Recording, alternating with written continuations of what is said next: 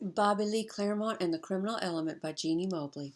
Winona, Mississippi, 2:24 p.m. "Why'd you have to go and do that?" I demanded as I watched Bujo and his big roll of money disappear through the door. Terence was still smiling a proud, crooked smile. "If that widow is Nanette O'Halloran, I thought you'd want to meet Clovis Dupre. He knows Nanette from way back, don't you, Clovis?" "Sure do," Clovis Dupre said, flashing that gold tooth again. "Well, you didn't have to run him off." Mr. Dupre, or Clovis as everyone seemed to call him, chuckled as he and the other men sat down uninvited at my table. "Looked to me like you needed a bit of help." "I had them right where I wanted them," I grumbled. "In my experience, everyone needs a bit of help now and then," Clovis said mildly, as if he hadn't heard me. "It takes a big man to admit it and accept it with grace." "You sound like a nun," I said. He only chuckled again. I turned to Terence. "Before those men came in here, we were talking about Jimmy O'Halloran and Nanette. How do you know about them?" I asked. "Everybody who knows jazz knows them," Terence said, looking at me like he couldn't believe I was so ignorant. "Don't you know nothing about jazz?" I shrugged. Truth was, I didn't, but I sure wasn't going to let a little kid like Terence think he knew more than me. One time, one of them boys at the orphanage had come up with a jazz record, and we'd snuck into Sister Evangeline's room to listen to it on her gramophone. But I hadn't heard more than a few bars before she caught us and dragged us by our ears to Sister Mary Magdalene, who gave us each a dozen Hail Marys and a week scrubbing floors for our trouble. Jazz, according to the good sister, was the devil's music, meaning I was plenty sure I'd like it, if I ever got a chance to actually hear it. I turned back to the small circle of men at the table. I could see now that their hands were soft, not the hands of manual laborers. And suddenly Clovis's name and Mrs. O'Halloran's wistful words about performing in front of Jimmy came back to me. "So y'all must be the Clovis Dupre Orchestra." Clovis's grin widened and his gold tooth flashed as he glanced at his companions. "You hear that, boys? We're famous." The other men at the table laughed, but I ignored them. I wanted answers. "Then you've known Mrs. O'Halloran since before she met her husband, when she was singing with you," I said. He nodded. "That's right. And I'm wondering what sorts of intentions a young fella such as yourself might have toward the widow O'Halloran." "None at all," I said. "None at all. Well now," Clovis grinned, "I expect that makes you about the only fella in that car back yonder who can make that claim." "Do you mean because of the insurance?" I asked. "You sure know a lot for someone with no intentions," Clovis observed. "What's insurance?" Terence asked. Clovis smiled at Terence and ruffled his hair, or more accurately his head, since Terence's hair was cropped so short he was nearly bald. "How about you take that quarter off the floor and get us some coffee and cornbread," he said. "But what's insurance?" Terence asked again, to my relief. I wanted Dupre to answer him so I wouldn't have to ask. "Money the widow gets to help take care of her if her husband dies," Clovis said. "It's something for wealthy folks." Terence's brow wrinkled up in confusion. "But—" "You can get yourself some cracklins, too," Clovis said. Terence's face lit up. "Thank you, Mr. Dupre," he said, and skipped off to the food counter, lickety-split. Clovis turned back to me, his face serious. "She told you she was getting the money?" I gave a half shrug, not wanting to admit my source. "Not exactly." "Did she tell you about the future she would have had with us?" said one of the band members, who had been quiet until then. "Now, Lou, ain't no point in digging up old ghosts."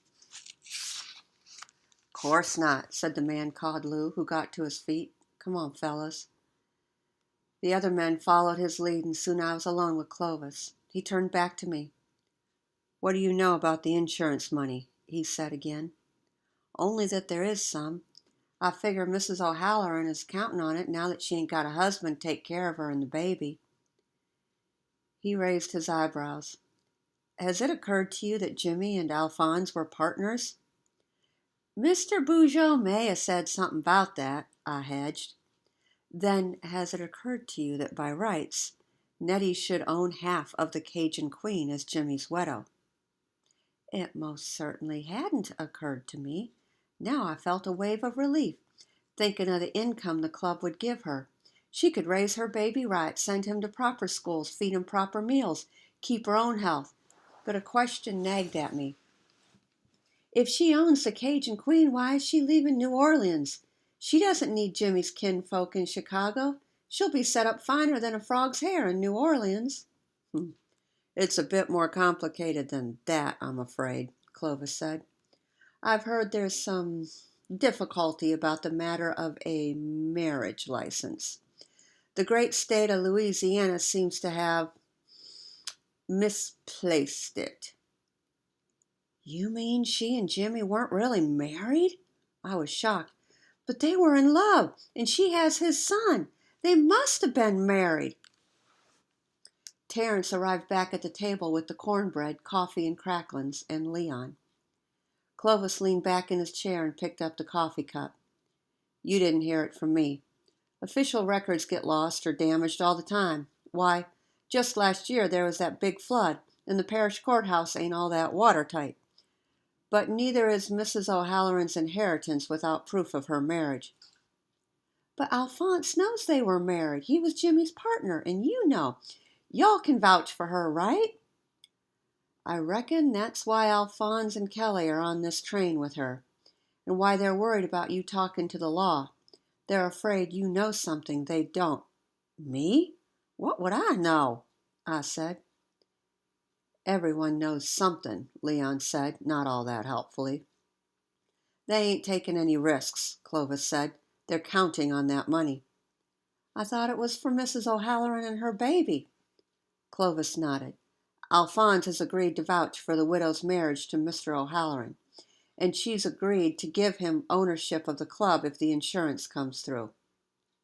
How you know that? I demanded. I liked this Clovis fellow well enough, but I was starting to feel sore that everyone knew more than I did. Clovis gave a little shrug, the kind that's more in the eyebrows than the shoulders. I hear things work in the clubs. Well, how do you hear about Kelly and that other fella, the real big one, Malcolm? Malcolm Sloan is the bouncer at the Cajun Queen. He's worked for Alphonse for years. As for Mr. Kelly, Clovis paused, his expression shifting to disgust. He took a long sip of his coffee before he spoke again, as if trying to wash a bad taste from his mouth. I ain't acquainted with Mr. Kelly, but there's something mighty unsettling in how he looks at Nettie sometimes. And what about you? I asked. What about me? Why are you going to Chicago? Clovis laughed. He had a deep, rippling laugh, warm and sturdy. Music, my friend. The boys and me, we figure it's time to strike out. Jazz is hot these days, and not just in New Orleans. We're headed to Chicago to make the Clovis Dupre Orchestra the talk of the town all across America. Without Nettie? I mean Mrs. O'Halloran?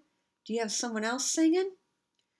Nettie hasn't sung with us for a while. We're just instrumental now. Fact is, ain't nobody who can replace Nettie. A wistful look came across his face. Would you take Nettie back if she asked? Clovis's mouth fell open and his eyebrows popped up, but then he quickly regained his composure. Back in the orchestra, you mean? Of course we would.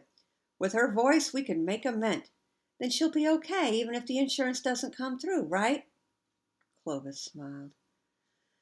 If only the world was that simple, son. Somehow I didn't mind that he called me son. It felt kind and honest, and it pulled at my heart just a little. I reckon Clovis was the sort of fellow anybody would be glad to have as family. Why isn't it that simple? I asked.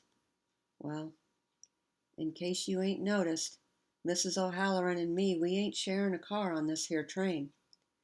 But she sang with you before, I pointed out.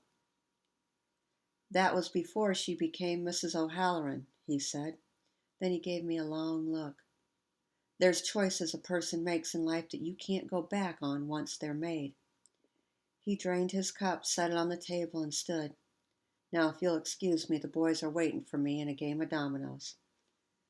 I watched him walk away. I didn't see why Nanette couldn't go back on the stage just because she'd been married to Jimmy O'Halloran.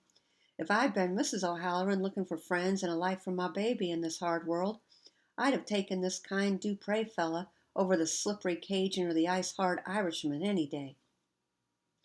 He didn't eat his cornbread, Terence said, jarring me from my thoughts. Can I have it? We split it down the middle.